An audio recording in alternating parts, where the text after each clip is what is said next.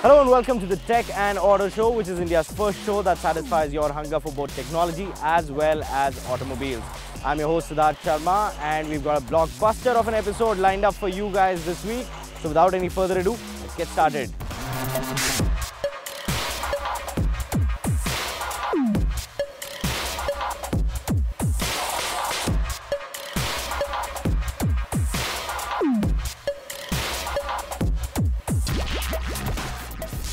Alright, that's our lineup on the show, and first up what we have for you is the all-new 10.5-inch iPad Pro. How good is it? I tell you.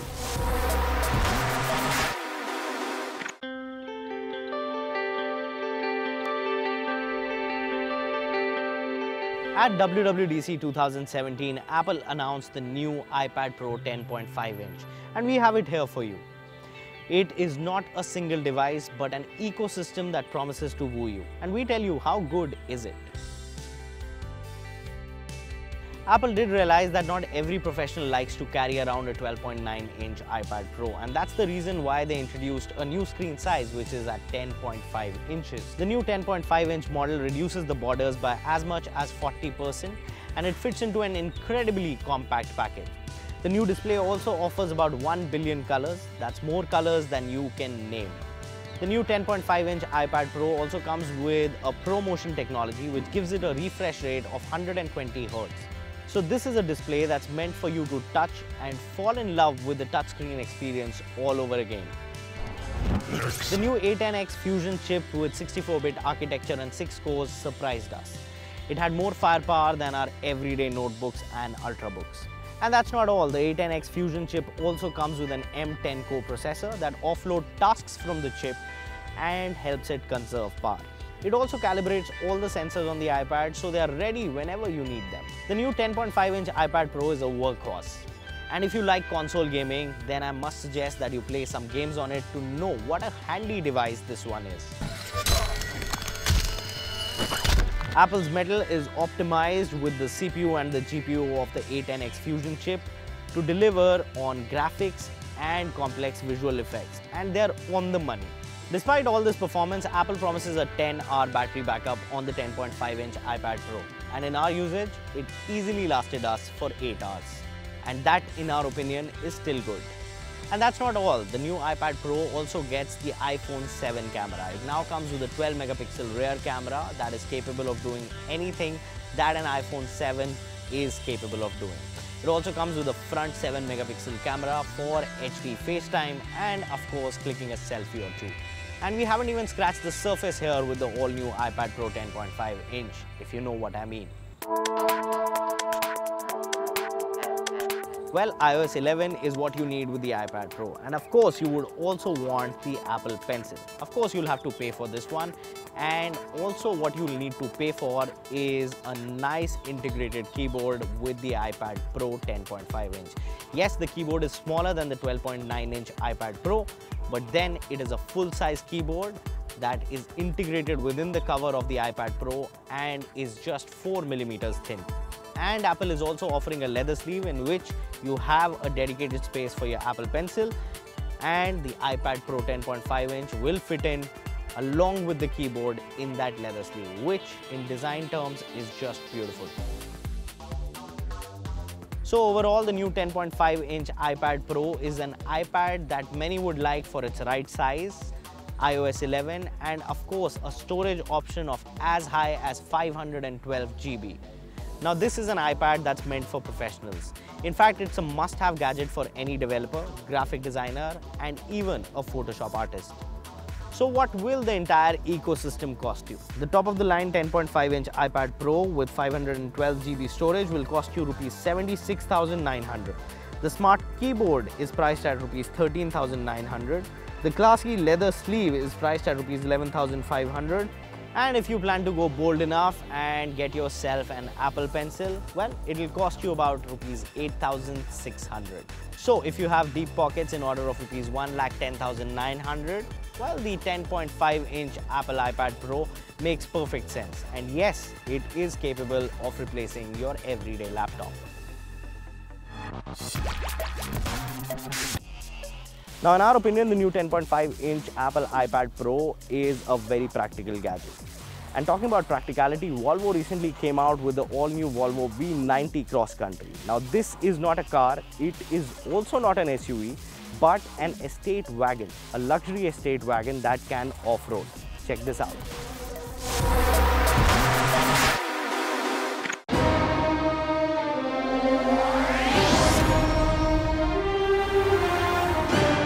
Comes with the off-roading capabilities, yet it's not your regular SUV.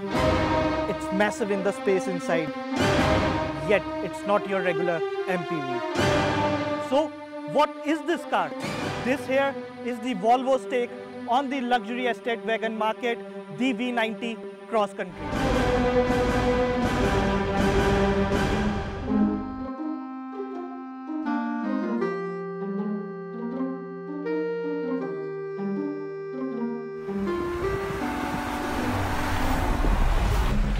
The Volvo V90 Cross Country is the more beefed up variant of the V90 estate wagon, which is not sold in India. What will be sold in India is the all-new V90 Cross Country, a nothing like anything car that is on sale in India today. From the front side, it resembles the S90 sedan, but that's all about the similarities. Move to the side and you will see a stretched out SUV. That looks refreshing when compared to a plethora of SUVs in India. The standout feature includes active adaptive headlights with cornering function, 23 concave multiple bars grille, and skid plates in the front. On the rear is the sleek LED tail lamps, dual integrated tailpipes, and body cladding around the body. Hop inside the cabin of the Volvo V90 Cross Country and you are instantly reminded of the XC90 SUV cabin. The only difference is of the aluminum inserts on the dash instead of the wood grain finish. The massive sunroof makes the cabin look as roomy as it can be. The minimalistic design language is carried forward inside the V90 cabin too, and it has a large touchscreen on the center console that more or less controls everything, apart from acting as an infotainment screen and reverse parking screen.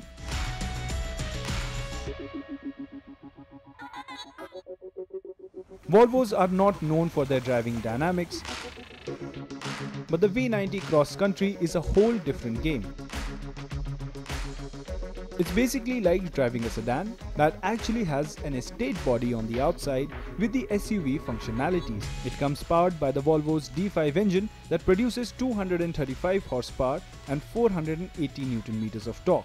The gearbox is an 8-speed automatic unit that is precise to its core.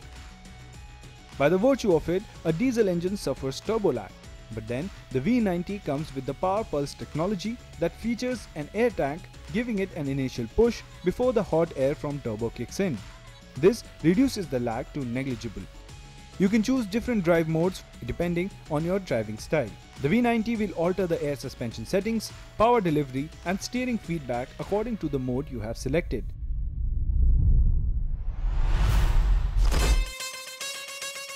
But it's the V90's off-roading capabilities that excite us the most.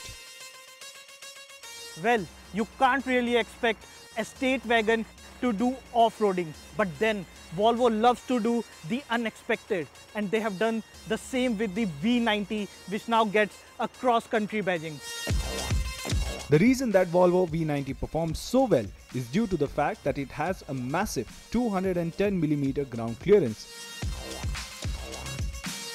That's at par with proper SUVs and an all-wheel drive system. The V90 is essentially a front-powered car that makes it drive like a sedan, but with the all-wheel drive function, it sends the power to the rear wheels too. That helps it tackle almost all the terrains without much of an issue. And then there are the plethora of safety features that we can't even describe in one go. Of course, Volvo is known for its safety features. It comes with a lane departure control system, a function that alerts the driver from fending off the lane at high speeds. The V90 also comes with the IntelliSafe radar-based system, making it the third Volvo car to come with this function. We hope it doesn't cannibalize its sedan or SUV business. The Volvo V90 Cross Country comes as a unique offering across all the segment, and it is bound to turn all the heads on the road. But is it all about the looks? No, definitely not. This comes as a proper off-roader and has a bucket load of safety features. The only thing, you have to let go your SUV addiction to buy the V90 cross country.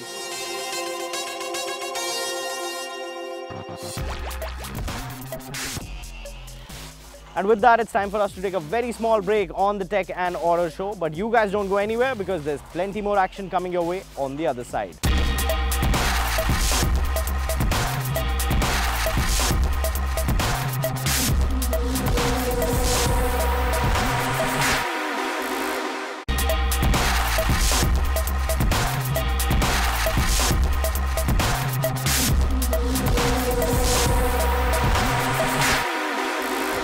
Welcome back, you're watching the Tech and Auto Show with me, Siddharth Sharma. Now, there are plenty of Bluetooth speakers out there in the market for you to go and buy. But there is a new one from Bose. It's called the Bose SoundLink Revolve and Revolve Plus. And up next, Mugdha checks them out.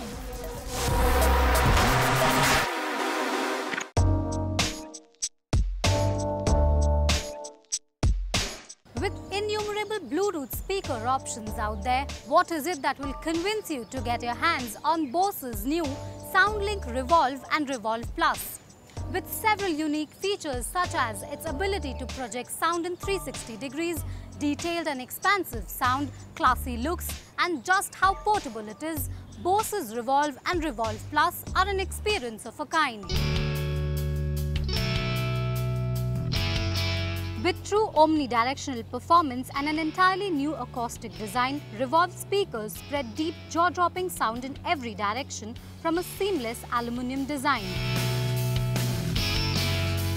These speakers, which come in either black or silver, continue the company's obsession to create the smallest, best-sounding wireless speakers ever.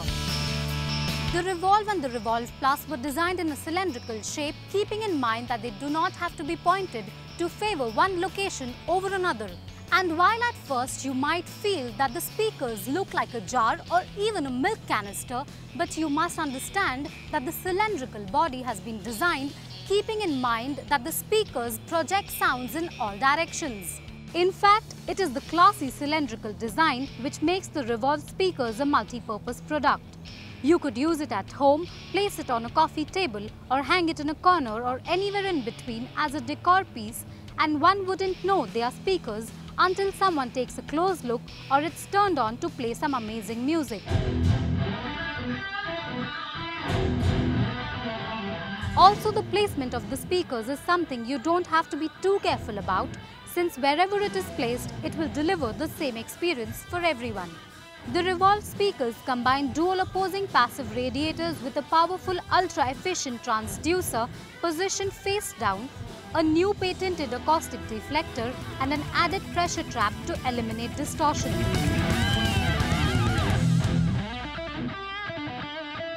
Sound radiates uniformly in every direction with deep, rich bass and without the sweet spots and frequency drop-offs of conventional 360-degree speakers.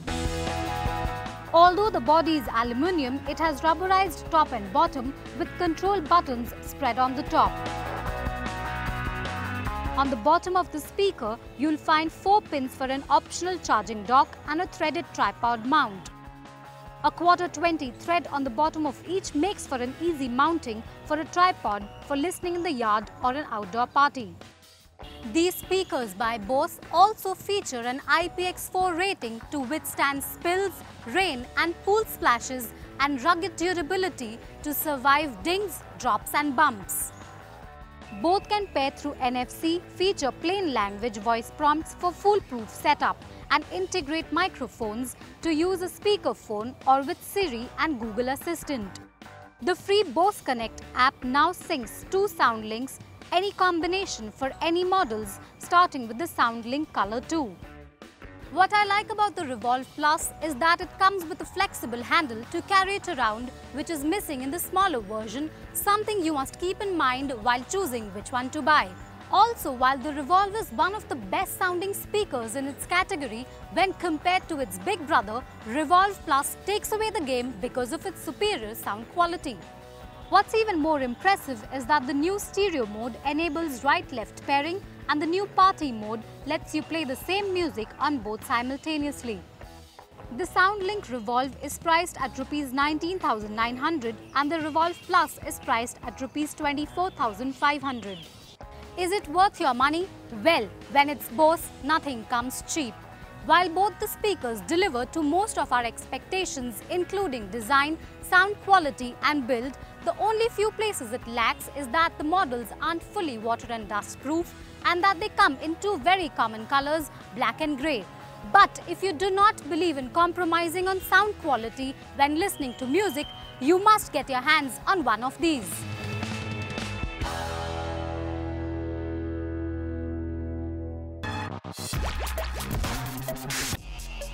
Now when it comes to buying your first car, there are not plenty of options for you to choose from. But recently Datsun came out with an upgraded engine on their new Datsun Redi-Go. Is it powerful enough? Up next, Manav Sinha finds that out.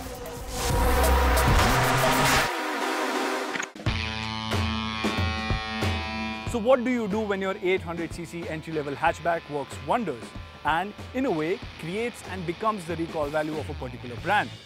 You make it better, and 1.0 is better than 0.8, right? Well, that seems to be the formula that most automakers are following these days, and the latest car to join that bandwagon is this, the Datsun Redi-Go 1.0.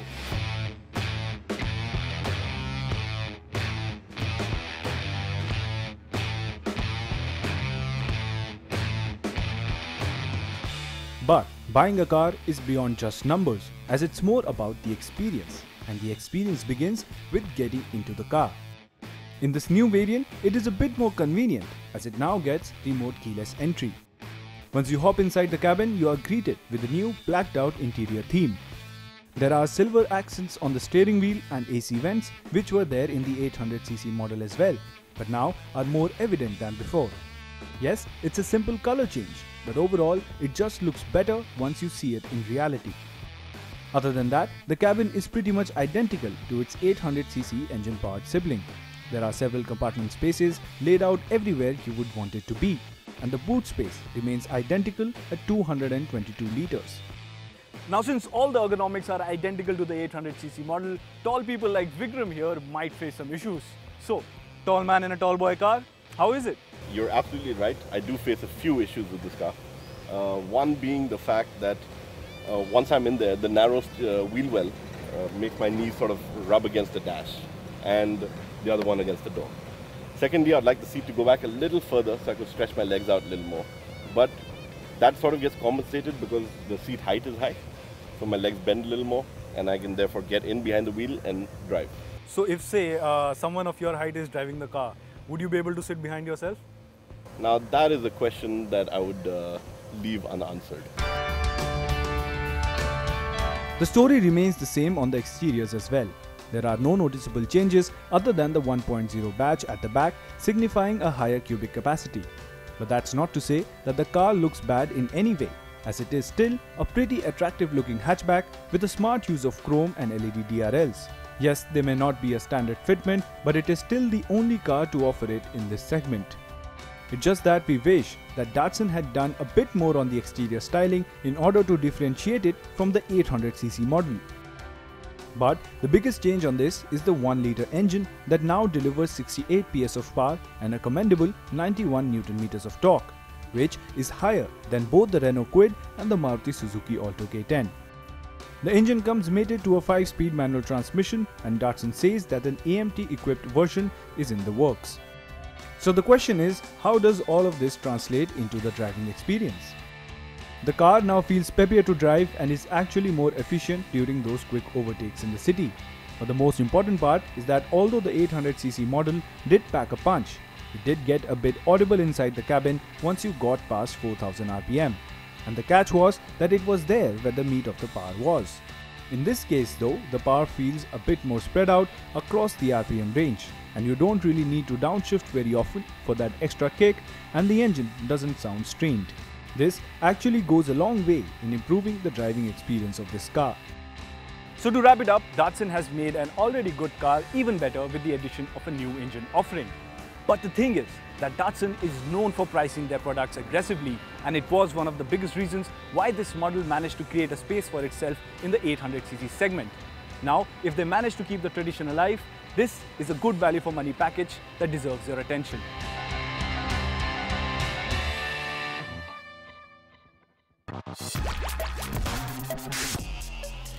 And with that, it's time for us to say goodbye on this edition of the Tech and Auto Show. If you have any comments, queries or suggestions, feel free to tweet us on our Twitter handles.